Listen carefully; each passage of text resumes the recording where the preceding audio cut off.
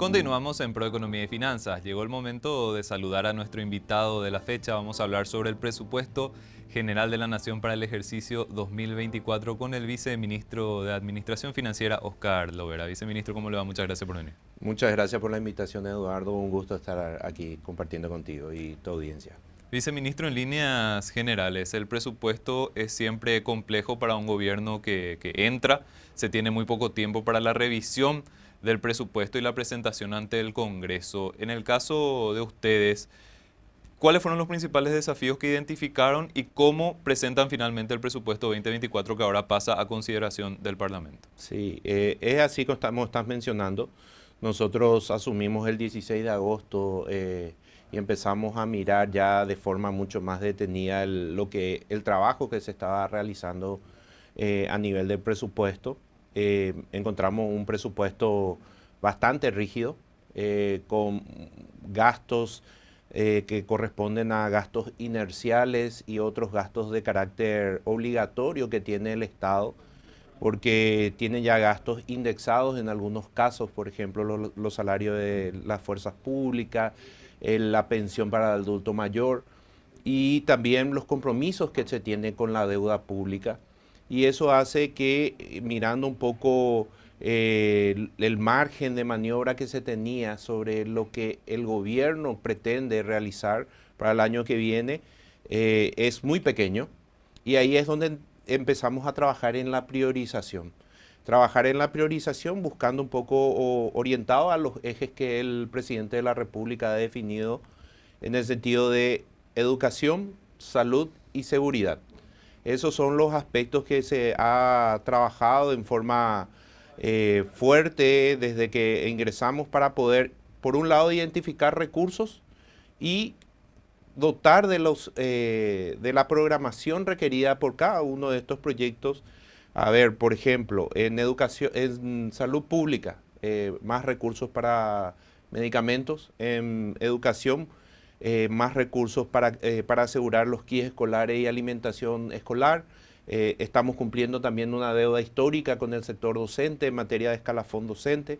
En seguridad estamos viendo más recursos, más créditos para lo que es la parte de mantenimiento, combustible, una línea presupuestaria o una unidad presupuestaria exclusiva para el grupo Lince, para hacer un mejor control. Y también recursos para las transferencias condicionadas de lo que es el programa Teco por Bareté para el año 2020. Eso un poco, pero 2024. Eso un poco a grandes rasgos los ejes donde estuvimos poniendo el foco del presupuesto y identificando también algunos recursos que fueron reasignados en este proceso. Viceministro, mencionó la rigidez del presupuesto, que es una cuestión con la cual tenemos que hacer malabares prácticamente. Se tiene muy poco espacio para poder hacer frente a otras necesidades. En el PGN 2024, puntualmente en el proyecto de ustedes, ¿se prevé un incremento puntual en algún caso específico de salarios? Hay que tener en cuenta que tenemos salarios, por ejemplo, las fuerzas públicas, como había mencionado, que son salarios que se encuentran indexados al salario mínimo legal vigente. El salario mínimo fue ajustado en el mes de julio. Efectivamente, eso se traslada para estos segmentos que están indexados. Y para dar cifras, estamos hablando de aproximadamente 37 millones de dólares para el sector de fuerzas públicas, pero adicionalmente, cuando estaba mencionando lo que son los gastos inerciales, estos sectores en el 2023 tuvieron incrementos graduales. Tuvieron un incremento en el primer semestre, un segundo incremento en el segundo semestre, y ese se ve el efecto completo en el 2024. Lo mismo para el sector docente. El sector docente ha tenido un ajuste este año que fue en forma gradual, primer semestre y segundo semestre, y tiene un efecto como año completo 2024, y estamos hablando de 35 millones de dólares.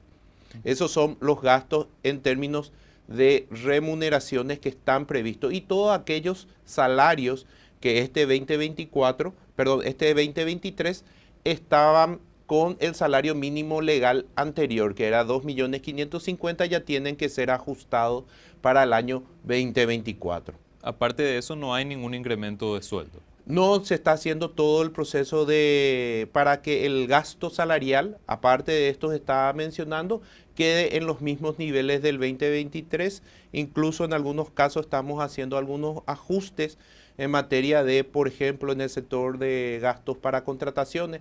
Hemos hecho un ajuste, si bien no es un ajuste muy significativo, estamos hablando del 2%, es a los efectos de que también las entidades vayan evaluando los verdaderos requerimientos que van a necesitar en cuanto a dotación de personal contratado para el 2024. En materia de ingresos, viceministro, ¿qué es lo que están previendo para el año 2024? Y como todo el mundo sabe, la principal fuente de ingreso del Estado son los impuestos. En materia de impuestos, se prevé un crecimiento del 8,5% en los ingresos tributarios. La presión tributaria estaría alrededor cercana al 10%, como es, digamos, el histórico. Pero ese 8,5 estaría creciendo sobre un cierre esperado de este año del 6%. Hay que tener en cuenta de que inicialmente habíamos previsto ya para este año un crecimiento del 8,5, pero se están haciendo los esfuerzos desde que ingresamos. Al primer semestre solo había crecido del 3,1% y queremos, y con la dinámica que estamos viendo de la nueva institución que fusiona la SET con la aduana, que es la DENIT, estamos viendo un dinamismo mayor que nos permite proyectar un cierre del 6% con respecto a la recaudación del año pasado. Esa es básicamente la principal fuente de ingreso que tiene el Estado de recaudación. Después tenemos los royalties que están sujetos a los acuerdos que se tienen en ese sentido, y eso un poco es lo que al final del día terminamos redireccionando para cumplir con estos objetivos que había mencionado. Se prevé un déficit fiscal en torno al 4,1% para este año y 2,6% para el año que viene. Sí, esa es la estimación que hemos hecho, recordando un poco cuál es el resultado de ese 4,1. Este año, cuando empezamos nosotros en el proceso de transición, habíamos recibido a varios sectores preocupados por una deuda que no estaban siendo visibilizadas, en este caso con el sector de vialeras y con el sector farmacéutico, y que en conjunto estábamos hablando de deuda entre 500 y 600 millones de dólares. En los próximos días nosotros vamos a remitir un proyecto de ley. Habíamos acordado con la administración anterior visibilizar esas deudas. Se solicitó informe ya a la administración de cada una de estas dependencias, obras públicas y salud pública, que nos permita cuantificar esa deuda. Había un compromiso de remitir eso al Congreso. Terminó el periodo de gobierno, no lo remitieron. Nosotros nos estamos haciendo cargo para remitir en los próximos días porque es una deuda que tiene el Estado, asumimos nosotros eso, y a través tanto de obras públicas como del Ministerio de Salud, y la idea que tenemos es poder cancelarlo esto, inicialmente registrar este año, que estamos hablando de los 4,1 del déficit, con una autorización de endeudamiento de hasta 600 millones de dólares, que es más o menos lo que está cuantificado con estos dos sectores en estas entidades.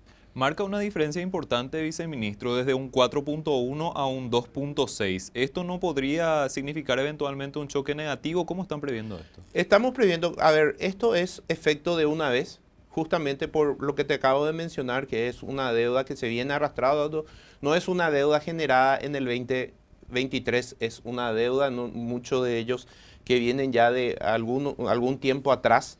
Y lo que vamos a hacer es el efecto de una vez. Estos son obras o medicamentos ya entregados, ya realizados, y lo que nosotros pretendemos es, a partir de la cancelación de esta deuda, generar una previsibilidad con los proveedores del Estado, donde nosotros vamos a definir y vamos a comprometer recursos para las nuevas obras, los nuevos avances, o para la entrega de nuevos medicamentos en el caso de salud pública.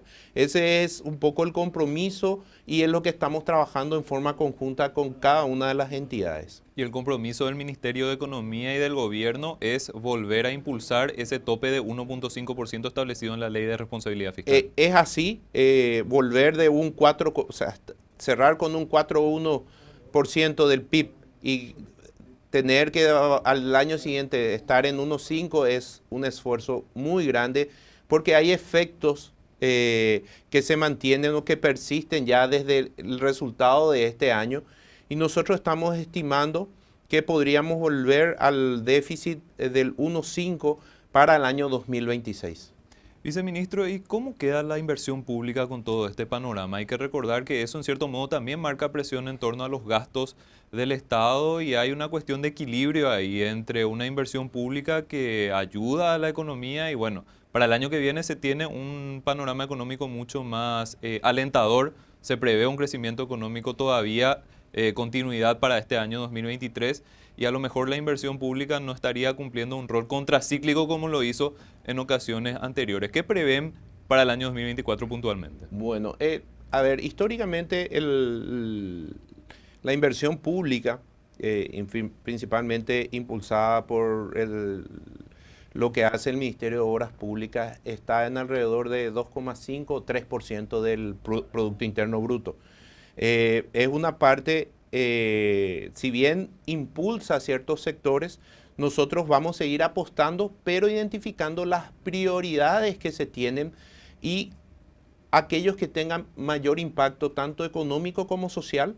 Estamos trabajando muy de cerca con el Ministerio de Obras Públicas. No queremos que haya una desaceleración de la inversión pública que signifique un impacto negativo, pero también crear las condiciones en materia desde el sector público para el que el sector privado, considerando lo que estás mencionando, de un escenario económico más alentador, se anime a generar nuevas inversiones. Y nosotros vamos a trabajar fuertemente para generar las condiciones desde el Estado para poder que el sector privado se sienta tranquilo a la hora de invertir porque va a asegurar un retorno sobre su inversión. Entiendo, viceministro, que en este punto se está buscando, por ejemplo, los ajustes necesarios para la alianza público-privada para impulsar, por ejemplo, esta herramienta y que se pueda tener financiamiento que venga también por parte del sector privado para obra pública. Es así, nosotros entendemos que hay oportunidades de alianzas, como estás mencionando, considerando que hay elementos o hay obras que pueden generar renta para el sector privado y en donde una alianza público-privada puede generar un beneficio no solamente privado para el inversor, sino también para la ciudadanía en general, porque va a haber una mejora en cuanto a infraestructura, que es muchas veces lo que más demanda a la ciudadanía por parte del Estado, pero como el espacio cada vez es más pequeño y no se tienen solamente por parte del Estado los recursos necesarios para llevar adelante una inversión, es donde se va a apostar por la alianza con el sector privado.